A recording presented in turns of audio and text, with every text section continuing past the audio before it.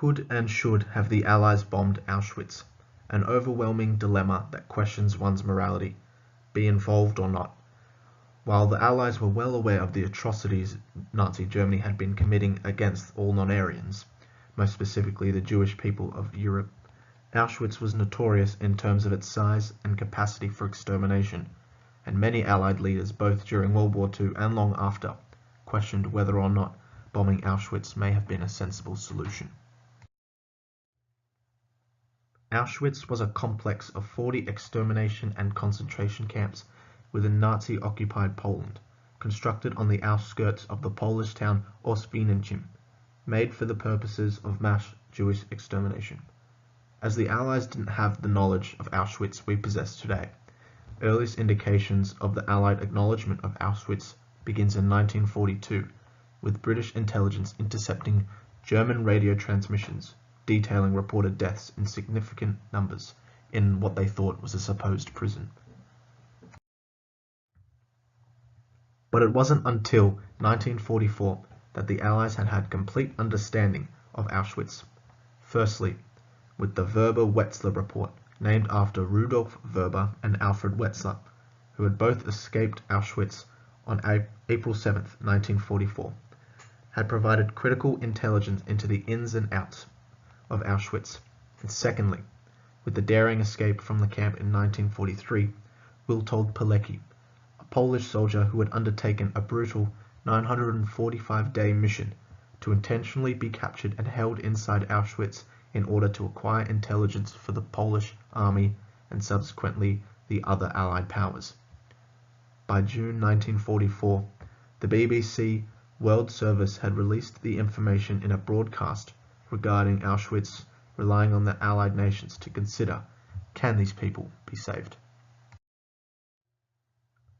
As the invasion of Europe was well underway by the US military before 1944, earliest indications the US were well within range of Auschwitz was the bombing of the Buna factory in 1943. The Allies, however, were effectively within range of Auschwitz thanks to the Foggia air base in southern Italy by August 1944.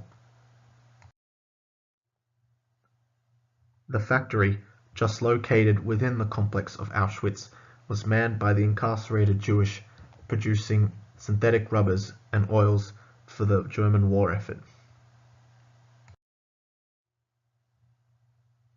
Allied reasoning in bombing Auschwitz was to end the extermination of prisoners before the numbers rose exponentially. With news of large contingents of Hungarians being transported to Auschwitz in May 1944, Allied High Command, with its newly acquired knowledge of Auschwitz, sought appeal to bomb Auschwitz in an attempt to save these Hungarians for what awaited them. However, the Allies knew that by bombing Auschwitz, thousands of Jewish prisoners will die, and would render post-war relations between Jewish Europeans and Allied nations absolute.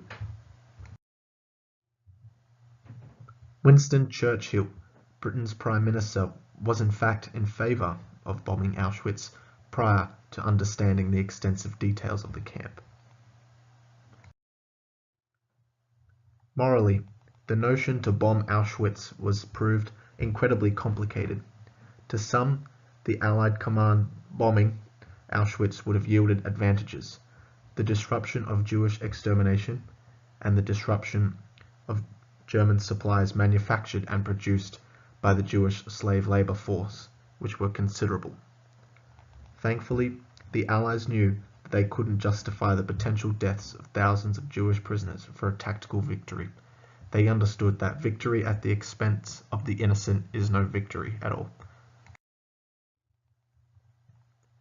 Ultimately, the Allies did in fact have the capacity to bomb Auschwitz thanks to the Foggia air base in southern Italy. Furthermore, the question regarding the Allies could and should have bombed Auschwitz is sound. They certainly had the capacity to bomb Auschwitz. Proof being that the Buna factory bombing previously stated is fact that they had cause.